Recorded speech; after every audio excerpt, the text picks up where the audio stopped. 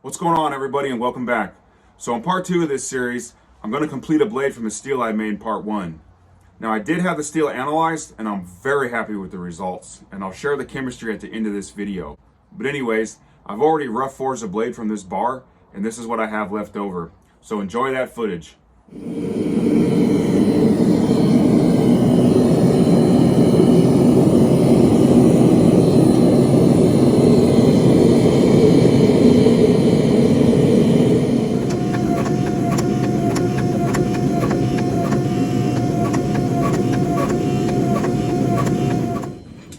Now that I got the bar to the thickness that I want, I start doing some light forging at different temperatures just to see how the steel feels under the hammer.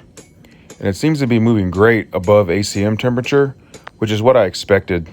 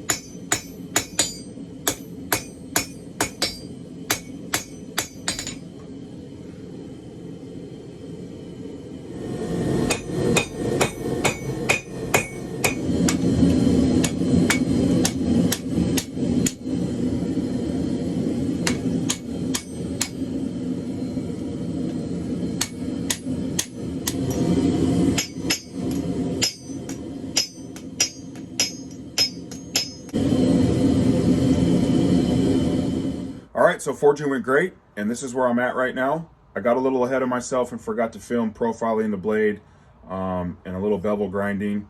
But from here, I'm going to go ahead and normalize this blade and then go into the quench. So stay tuned.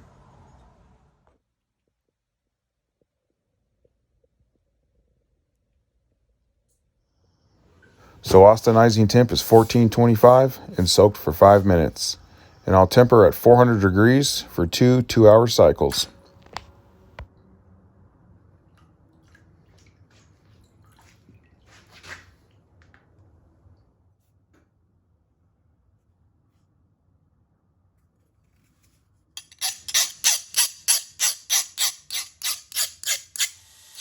So I trust my files, but something I do plan on investing in the future is a Rockwell hardness tester.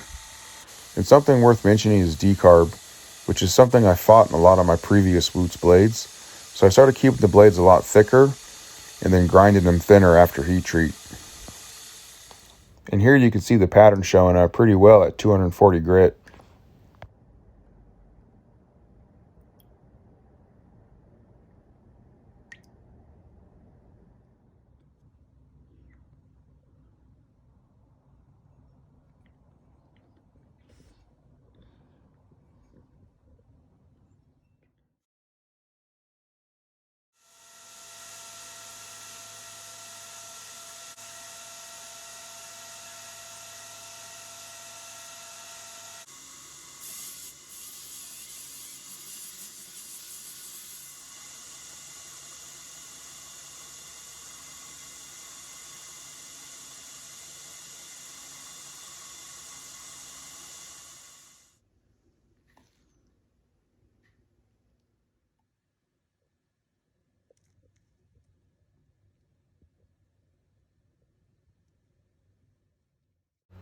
So I've added some close-up shots under my microscope of some carbide banding on the surface of the blade.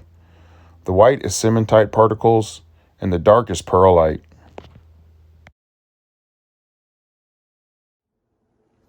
Now there's still some dendritic structure in the pattern, and I've learned that's due to the higher levels of carbide forming elements.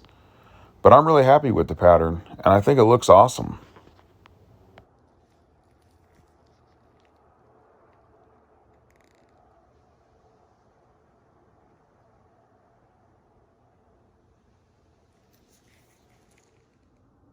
So bear with me here as I'm waiting for my reduction lens to show up for my microscope camera. But I sharpened the blade and was trying to get a close-up shot of the edge, but this is the best I can do until I get the lens. Well, let's talk about the analysis. So the steel is the bottom row here, and as you can see, we're at 1.6% carbon. Chromium came out to 0.16%, vanadium 0.19%, and niobium 0.200%, which I believe is just 0.20%. But other than that, the steel forged and heat treated nicely. I'm really happy with the blade. There's no doubt it's going to make a great skinner. And as for hardenability, definitely a shallow hardening still. I just wasn't sure the amount of alloying elements like chromium, how that would affect hardenability, because chromium can increase your hardenability much like manganese. So I didn't really know what to expect there. And I would have liked to done an edge retention test for this video, just cutting a bunch of boxes until I felt like it needed a touch up on the edge, but I don't have the time. As I've said, I'm working 7/12s, and I really got to get this video out there.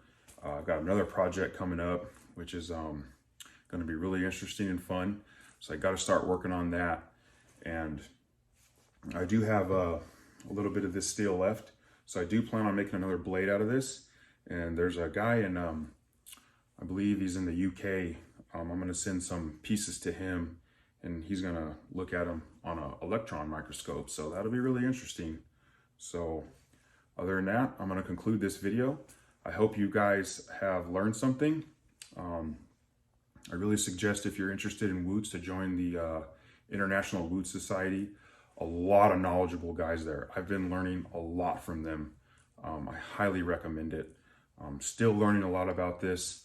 I'm going to keep making it. I'm having a blast, loving what I'm doing. But yeah, So if you guys enjoyed this video, give me a comment, tell me what you thought. But other than that, you guys have a good day and take care.